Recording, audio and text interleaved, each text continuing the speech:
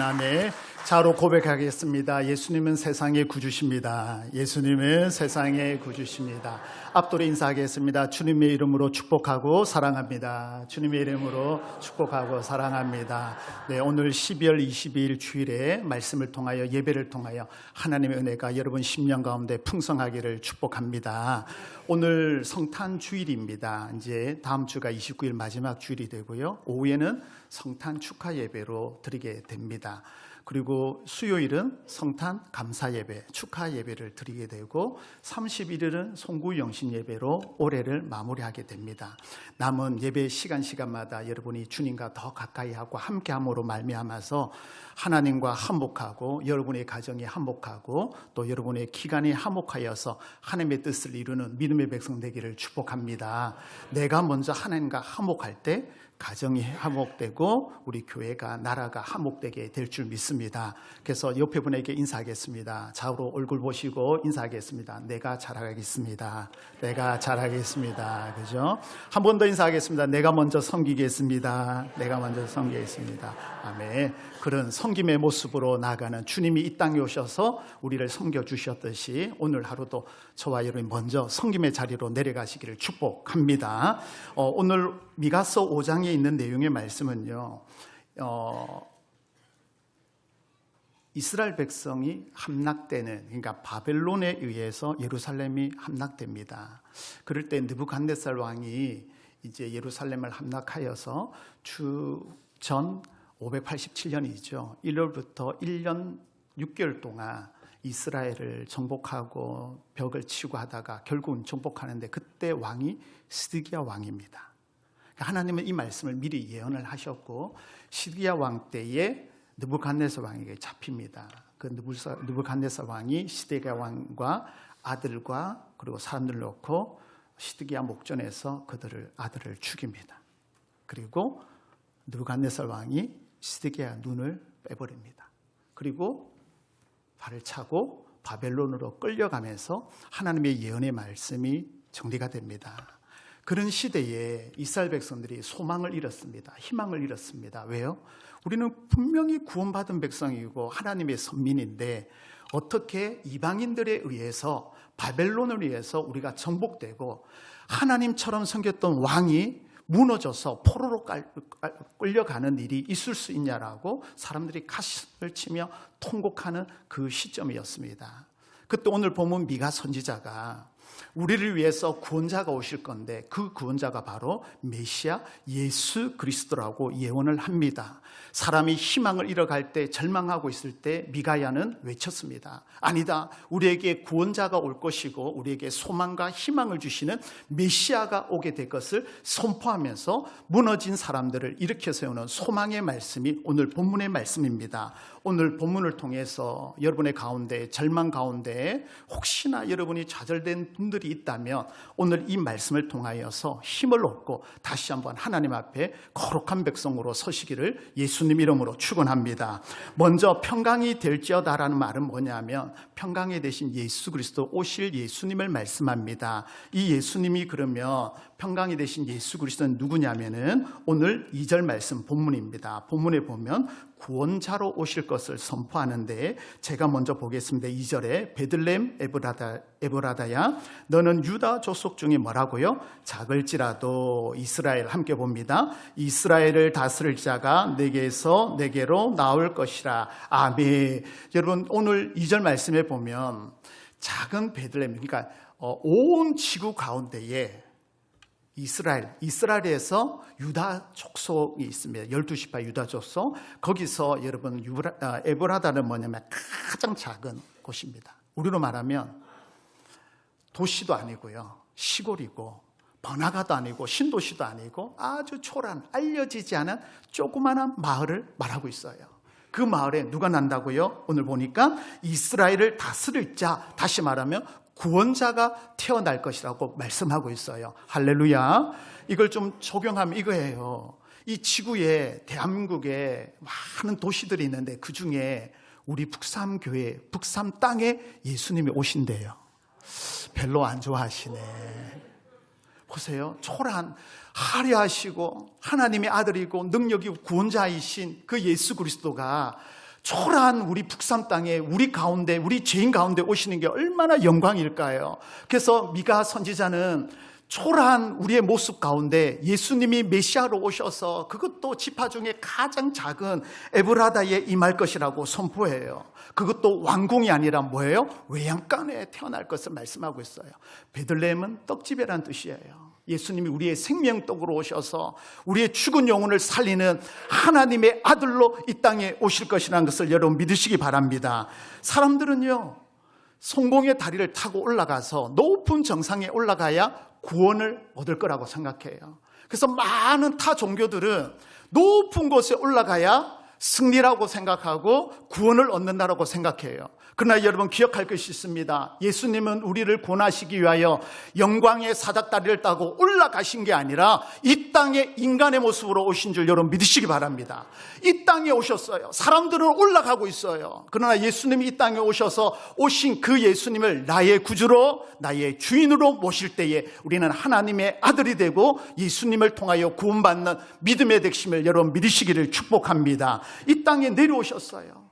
연약한 우리 가운데 재투성이 있는 저희들에게, 죽었던 우리에게 예수님께서 오셔서 우리를 마고요 구원하시기 위하여. 그래서 성경 하나님은 말씀합니다. 오직 구원할 자는 예수 그리스도밖에 없다고. 오직 길이요 진리 생명이신 예수님만이 우리의 구원자이심을 믿으시기를 축복합니다. 그래서 예수님을 오늘 처음 오신 분 중에 예수님에 대해서 모르신다면 예수님을 나의 주인으로, 지금까지 내가 주인처럼 행세했다면 이제는 예수님이 나의 주인이 되고 예수님이 나를 다스리는 주인으로 모시고 살아가는 은혜의 시간 되기를 축복합니다. 그래서 우리에게 구원자로 오셨어요. 구원자. 그래서 성탄절에는 산타가 주인이 아닙니다. 우리가 주인이 아니고 오직 뭐예요? 예수님만이 우리의 구원자고 주인인 것을 여러분 믿으시기를 축복합니다. 예수님만이 우리 주인이세요. 구원자이시기 때문에. 그래서 많은 사람들은 좋은 자리에, 황금 자리에, 높은 자리에 올라가려고 하지만 예수님은 낮고 낮은 자리에 오셔서 우리의 모습으로 오셨고 우리를 구원하시기 위하여 십자가에 달려 돌아가신 구원자입니다. 그러면 이 평강이 되신 예수 그리스도 우리를 어떻게 구원하실까요? 오늘 4절 말씀해 보시면, 오늘 본문 4절인데 보세요. 여호와의 뭐예요? 능력이에요. 여호와의 능력. 이 땅에 오신 것이 그냥 된 것이 아니라 하나님은 창세전부터 미리 계획하시고 준비하셔서 여호와의 능력과 여호와의 뭐하고요? 이름이 위엄을 의지하여라고 말하고 있어요. 예수님이 혼자 하신 게 아니라 하나님이 계획하신 여호와의 능력과 이름을 의지하여 서서 목축하니라는 말은 뭐냐면요, 목자로 이 땅에 오셨다라는 거예요. 목자로. 이 땅에 예수님이 목자로 오셔서 뭐예요? 4절 하반절에 보시면 이제 그가 말이라 장대, 같이 봅니다. 장대하여 땅끝까지 말이라 미치리라. 여러분 2000년 전에 오신 예수 그리스도께서 오늘 말씀대로 목자로 오셔서 그 목자가 예수 그리스도께서 오늘날 우리까지 미치는 구원자가 되심을, 목자가 되셨는 줄 여러분 믿으시기를 축복합니다. 구원자예요. 그래서 우리가 잘 아는 다윗이 고백했던 시편 23편, 여호와는 나의 목자시니 내게 부족함이 없으리라. 그래서 여러분 목자는 두 지팡이가 있어요. 지팡이와 막대기가 있는데 지팡이는 끝이 좀 굽어져 있어요. 그래서 양이 어긋난 길로 갈 때, 여러분 양은 분별력이 없어요. 그래서 목자의 뒷모습 보고 발자국 따라갑니다. 그럼 앞에 선두는 목자만 보고 따라가는데 뒤에 있는 양들은요, 목자를 볼 수 없으니까 뭐예요? 앞에 있는 양의 꼬리를 보고 따라가요. 그래서 목자가 보다가 뒤로 돌아보면 엉뚱한 데로 가는 양을 뭐예요? 지팡이로 목을 잡아서 바른 길로 가도록 인도해요. 그래서 목적지에 푸른 풀밭 쉬마란 물가에 있는 곳으로 인도하시는 목자예요. 그리고 막대기는 뭐냐면은 짐승이나 들짐승이 올 때에 양을 지키기 위하여 그것을 목숨 걸고 싸울 때 쓰는 게 막대기입니다. 그래서 때로는 사막의 음침한 골짜기로 가더라도 양들은 뭐예요? 인도하는 대로, 그게 골짜기가 있고 위험이 있을지라도 목자만 바라보고 따라감으로 말미암아 영원한 안식을 누려요. 그래서 예수님이 이 땅에 목축, 우리를 목자로서 오셨는데 요한복음 10장 11절 말씀에 이렇게 말씀하고 있어요. 요한복음 10장 11절 함께 봅니다. 나는 선한 목자라. 선한 목자는 양을 위하여 뭐하고요? 목숨을 버린다고 말하고 있어요. 그래서 목자는 양을, 우리는 이러잖아요. 양을 한 마리, 두 마리, 세 마리, 네 마리 이렇게 계수합니다. 맞아요, 맞아요. 그죠? 반응을 좀 해주시면 감사해요. 맞아요, 맞아요. 맞아요. 그죠? 근데 이스라엘은 그렇게 계수하는 게 아니라 한 마리 한 마리의 이름을 불러요. 예를 들면 봉수, 예준이, 신이 이렇게 한 마리 한 마리 불러요. 그래서 계수하다가 김 집사가 없네? 그러면 그 김 집사를 찾아서 도는 게 목자예요. 그래서 이 양들은 방목을 하기 때문에 때로는 불렀을 때 보이지 않으면 그 잃은 양을 위하여 목자는 찾아가요. 목숨 걸고. 그래서 99 양보다 한 마리 양을 귀히 여긴 게 바로 목자예요. 이 목자가 바로 우리 예수 그리스도를 말씀하고 있어요. 여러분 좀 쉽게 이해하기 위해서 죽음의 그림자라는 작품이 있는데 홀몬 헌트라는 작가가 죽음의 그림자라는 작품을 그렸어요. 이 작품은 뭐냐면요, 예수님께서 공생이 시작하기 전에 직업이 뭐였죠? 목수였어요. 그죠? 아버지 목수였고 목수였어요. 그때 목수를 하다가 이제 기지개를 쫙 이렇게 펴는데 햇빛이 들어와요. 그때 이 그림을 그린 그림이 요거예요. 사진 한번 보실게요. 사진 보시면 예수님이 어떻게 하고 있어요? 기지개를 쫙 해서 멋있죠, 그죠? 그렇지 않나요? 있어요. 자, 근데 보시면 뒤에 그림자를 보세요. 뭐 같아요? 십자가 지시는 거예요. 예수님은 가구를 만들다가 이제 기지개를 하려고 폈는데 그 그림자는 십자가를 지고 있는 그림자, 이게 죽음의 그림자라는 거예요. 그 옆에 계신 분이 어머니인데 마리아가 하다가 그림자를 봤는데 그 그림자가 뭐예요? 예수님께서 십자가 지고 있는 모습을 보여요. 이 그림이 의미하는 것은 뭐냐면 예수님이 이 땅에 오셨을 때 십자가를 향하고 있었고 십자가를 위한 삶을, 십자가를 향한, 십자가를 지는 삶을 공생의 전부터 준비하셨다는 거예요. 그래서 여러분 목자로 오셨다는 말은 뭐냐면 우리를 위하여 생명을 바치기 위하여 십자가의 삶을 걸어가신 우리 주님이 바로 예수 그리스도십니다. 그분이 우리 목자입니다. 그래서 목자는 양을 위하여 목숨을 버린다라고 말씀하고 있어요. 여러분 예수님께서 선한 목자가 되셔서 우리를 구원하시기 위하여 십자가를 지시고 저와 여러분을 구원해 주신 줄 여러분 믿으시기를 축복합니다. 그래서 여러분 그분의 십자가로 말미암아 죄와 사망에서 우리를 구원해 주신 줄 여러분 믿으시면 아멘 하시기 바랍니다. 영원한 생명을 예수 그리스도의 십자가로 말미암아 우리는 얻었습니다. 아멘이십니까? 예수 그리스도밖에 없다라고 말씀하고 있어요. 그 선한 목자신 예수 그리스도.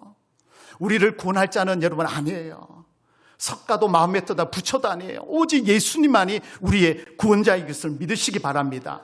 우리를 구속해 주신 것만 아니라 영원한 하늘나라의 백성으로 상급을 누리는 하나님의 기업 물을 자로 우리를 세워주셨어요.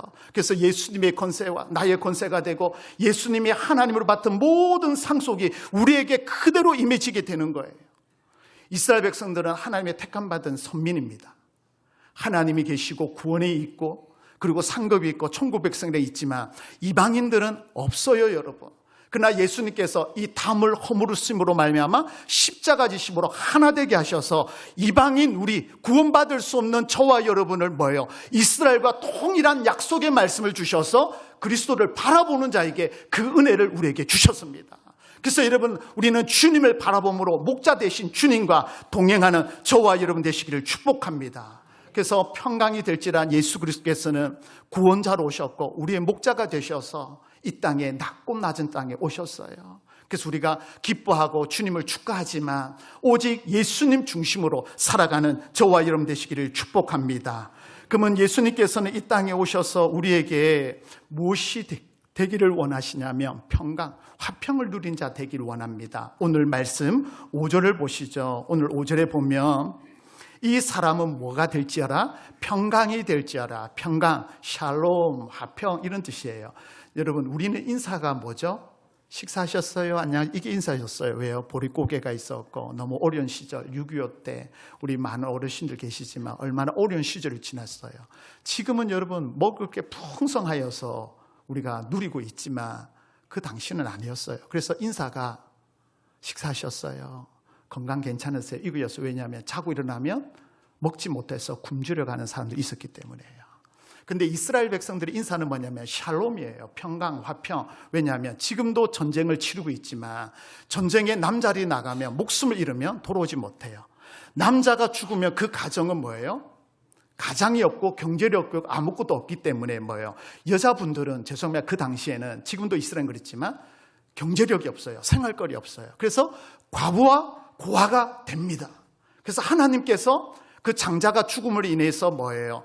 과부와 고아의 아버지가 되신다라고 말씀해요. 그래서 여러분, 우리가 샬롬 평강하는 것은 뭐예요? 하나님의 평강으로 오셔서 화평을 누리고 전쟁과 어려움 속에서도 우리를 지키시길 원하는 것을 말씀해요. 예수님은 미가의 그 어려운 시절에 전쟁으로 인하여 왕이 잡혀가고 우리 가족이 다 흩어진 그때에 아무 소망이 없을 때, 어그러지고 틀어진 그 세상에 예수님께서 평강의 왕으로 오셔서 뭐라고요? 오늘 5절에 보면 우리 땅에 들어와서 그들을 뭐하고요? 밟을 때에 일으키리라고 말씀하고 있어요. 완전한 승리를 말씀합니다. 평강의 왕은요, 전쟁의 왕이 아니라 화평을 주기 위하여 말씀하시는 거예요.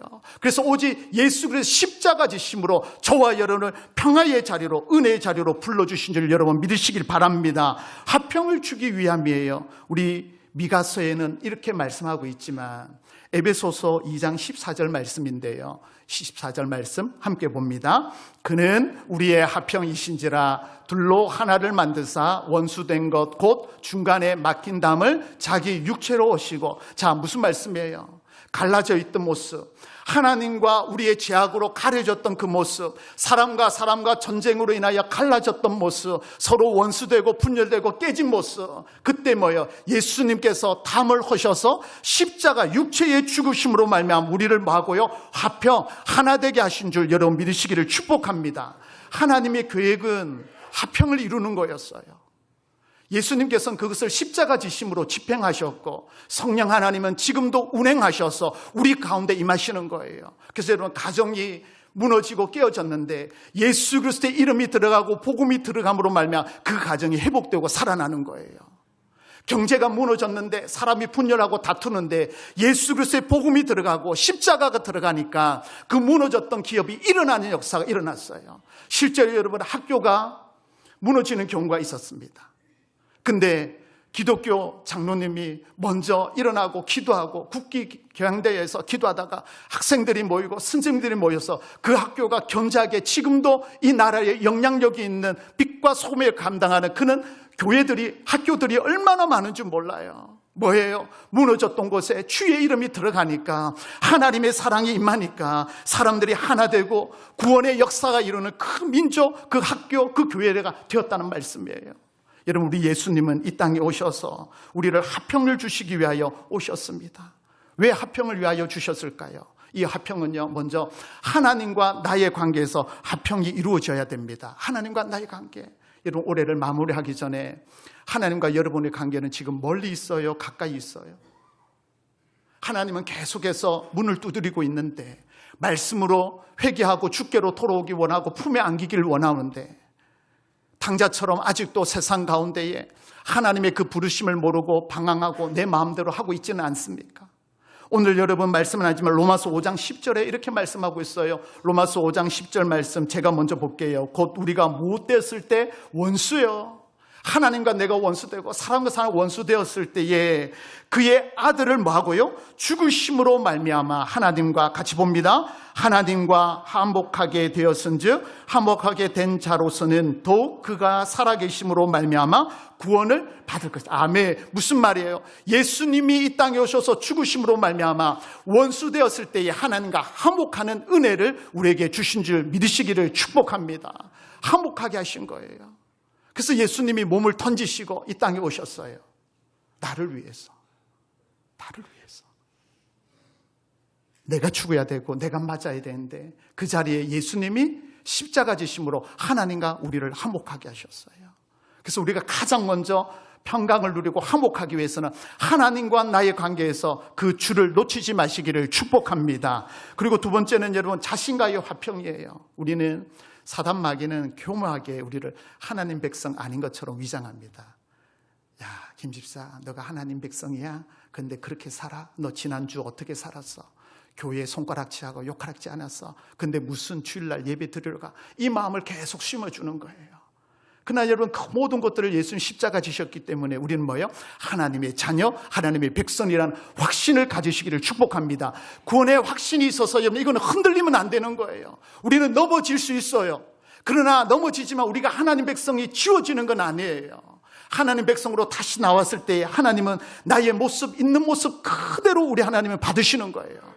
죄 있는 모습이면 죄 있는 모습으로 오면 하나님의 말씀과 찬양을 통하여 우리를 정결케 하시고 깨끗게 하셔서 세상 가운데 영향력이 있는 사람으로 세워주실 줄 믿으시기를 축복합니다. 나오기만 하면 되는 거예요. 그래서 은혜의 보좌 앞에 나올 때에 찬양과 말씀과 기도를 통하여 하나님은 우리를 씻어주시고 깨끗하게 해주실 줄 믿으시기를 바랍니다. 하나님과 화목되면 내가 하나님 앞에 온전히 서야 되고 친구와 기관과 가족 가운데 여러분 화목을 내가 서야 되는 거예요. 내가. 그래야 넘어진 사람을 일으켜 세우죠. 이 평강이 될지란 뜻에는 원어를 찾아보니까 이런 말이 있어요. 씨앗을 심는다라는 말이 있어요. 씨앗을. 우리 농사 짓는 분들 계시지만 씨앗이 얼마나 작아요. 올겨울도 여러분들이 준비하기 위하여 접붙임을 하고 가지 순나기를 기다리고 여러분 농작물은 농사의 부지런한 발걸음을 통해서 농작물이 자라요. 제가 농사는 안 해봤지만 저는 그렇게 알고 있는데 농사 짓는 우리 장로님 맞으시죠? 농부가 얼마나 부지런하냐 그 발자국 소리를 듣고 농작물이 자라요. 부지런하면 그만큼 큰 열매를 맺고요. 내가 혹시나 실수하게 되면 부지런함을 통하여 여러분 역사가 일어나는 거예요. 근데 작은 씨앗이 여러분 무슨 열매를 맺겠어요? 근데 물 주고 햇빛 가리고 하다 보면 뭐예요? 결국은 거기서 싹이 나고 가지가 나고 순이 나고 열매를 맺어요. 작은 씨앗에서. 그래서 겨자씨는 아직 작지만 무성한 가지로 자라나게 되는 거예요. 그 씨앗을 심는 것을 원해요. 여러분 야고보서 3장 18절 말씀입니다. 야고보서 3장 18절 말씀 함께 봅니다. 화평하게 하는 자들은 화평으로 심어 의의 열매를. 자 보세요. 무슨 열매예요? 의의 열매인데 화평의 씨앗을 심으면요 갈라진 곳에 틈이 있는 곳에 내가 들어가서 화평을 심으면 의의 열매를 맺는다는 것은 관계가 회복된다는 거예요. 예수님 십자가 지심으로 담을 헐었듯이 이 씨앗을 심으면 화평의 씨앗을 심으면 관계가 회복되고 사람과 사람 관계가 회복되고 가정이 회복되는 의의 열매를 맺게 되리라고 말씀했어요. 여러분 화평하는 자가 되기 위해서는 우리는 의의 열매를 거둬야 되는 거예요. 관계가 회복돼야 되는 거예요. 하나님과 나의 관계가 회복되고 그리고 이웃과 가정이 회복되는 우리 믿음의 백성이 되기를 예수 그리스도의 이름으로 축원합니다. 여러분 말씀을 정리합니다. 오늘 예수님께서 평강이 될지라 예수님이 평강의 왕으로 오셔서 우리에게 구원자로 목자로 그리고 평화의 씨앗으로 오셔서 우리에게 큰 열매를 맺어주셨어요. 근데 예수님이 우리 가운데 오셨는데 우리는 때로는 뭐예요? 혼자 벼랑 끝에 있을 때가 많아요. 혼자인 것 같고 건강 때문에 자녀와 사랑하는 남편을 이웃을 위하여 그렇게 기도했는데 올해가 가는데도 아직도 구원이 없고 교회에 올 반응은 없고 혼자서 눈물 흘려 기도할 때가 여러분 얼마나 많았어요. 혼자 있는 것 같죠? 아니에요. 주님은 우리를 혼자 두신다고 말씀하지 않으셨어요. 출애굽기 19장 4절 말씀에 이렇게 말씀하셨어요. 내가 애굽 사람에게 어떻게 행하였음가? 내가 어떻게 독수리 날개로 너희를 함께 봅니다. 너희를 업어 내게로 마시고요 인도하셨단 말씀이에요. 내가 지쳐서 있을 때에 우리 주님은 나를 업어서 독수리 날개같이 업어서 우리를 옮기셨다고 말씀해요. 올 한 해 여러분 지나간 날을 돌아보세요. 나 혼자 있을 때 외로울 때가 얼마나 많았어요. 눈물 흘리면서 고통할 때가 얼마나 많이 있었어요. 그때 우리 주님은 저와 여러분을 위해서 함께 우셨어요.